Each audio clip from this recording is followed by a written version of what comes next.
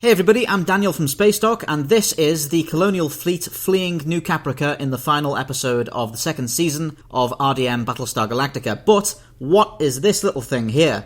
This ship is what fans have come to refer to as the Colonial Defender. It's an obscure Colonial warship that we do see in the fleet yards at Scorpia in the TV movie Razor, and I believe also in Blood and Chrome. So you might be wondering why exactly it's hanging around in the civilian fleet, and why, if the Colonials had something like this, they never mentioned or used it. It's interesting to postulate in-universe reasons as to why this ship is here, and one theory that lines up rather well is if we assume this ship to be the Adriatic. Now, earlier in late Season 1, early Season 2 of BSG, President Roslin takes a small splinter group and separates from the rest of the fleet, and then later on when Starbuck and Hilo arrive in a stolen heavy raider to that fleet, Tom Zarek attempts to shoot them down using missiles loaded on board one of the civilian ships called the Adriatic, which is reported to be one of, if not the only, armed civilian ship in the fleet. Background information on the ship refers to it as being a luxury yacht, but that's pretty much all we know about it. Now, it seems to me that it's entirely possible this ship could be a converted military vessel that has been bought by a private company or a personal owner and converted into a passenger liner, and was lucky enough to be able to reach the Ragnar Anchorage rendezvous and escape with the Colonial fleet. Now, even if that's the case, you'd assume that they'd want to refit or use this for something, since it's presumably more sturdily built than most civilian ships in the fleet, and given that they eventually resorted to converting a sewage ship in the form of the Demetrius, you'd wonder why they didn't use this. But there is a simple answer to this, and that's that the Adriatic is destroyed crossing through the radioactive passage in the episode The Passage from Season 3, after Hot Dog fails to keep track of it inside the radiation cloud, and it is lost forever and presumably all of its crew are killed. So maybe if this ship had stuck around, the Colonials would have been interested in using it in the same way they used the Demetrius, or in some other fashion, after they'd lost the Pegasus and stuff was starting to look a bit more rough. To take a look at the design itself, it's a pretty interesting, sleek Colonial design with that great angular frame that all Colonial ships share, but the one unique and interesting thing about it is the large underslung single flight pod that you can see on the ventral hull. I'm not entirely certain if the Adriatic, if it is indeed the Adriatic from the show, still has this, or if it's been removed. We see a good side-on view of it when they're escaping New Caprica, but I can't quite tell if the angle has eclipsed it a bit and you can't see it, or if it's just been removed on this version. It seems appropriate that it would be removed if this was a civilian refit of a military design. There's a lot of inconsistency with the uses of this 3D model. It appears in Blood and Chrome, which in of itself suggests the design is very old, but in that miniseries the ship is clearly quite a lot larger than it is in Battlestar Galactica. The version of it in Blood and Chrome is almost as large as a Jupiter-class Battlestar and completely dwarfs the Osiris and Valkyrie that we see as part of the Ghost Fleet, whereas clearly in Battlestar Galactica itself, as you can see in the New Caprica shots, it is less than a quarter of the size of the Galactica. Interestingly, the reuse of this asset was so prevalent that we don't even need to look within Battlestar Galactica to find this ship. If we head over to this classic scene from Serenity, you can actually see that the poor Colonial Defender has somehow been captured and converted by the Reavers, as it's hanging around in the background of this shot here. Clearly this was some kind of easily accessed CG asset at this point that was being used quite a bit. The very last point about this ship is that it seems to be based on a fanfiction design by a gentleman named Todd Boyce, a website of fanfiction Battlestar designs by himself that predates the remastered Battlestar series, dating back to 2001, includes a design for the Defender that is far too similar to not be the direct inspiration. I have no idea if Todd Boyce was ever consulted or involved in the design process, but his design certainly made it into the show, there's no question about that. I certainly hope that his idea wasn't co-opted without his permission. I hope that he was reached out to. But either way, I like his design a lot. If he's watching this video, then you did a great job. It fits into the universe really, really brilliantly. And I would love to see this ship show up in Battlestar Deadlock or some such one day. Just a small video for you today. I hope you found that interesting. And let me know if you'd like to see Spacedock cover any more strange, obscure little background ships and CG kit bashes and the like in future. Thank you for watching. This is Daniel from Spacedock, signing off.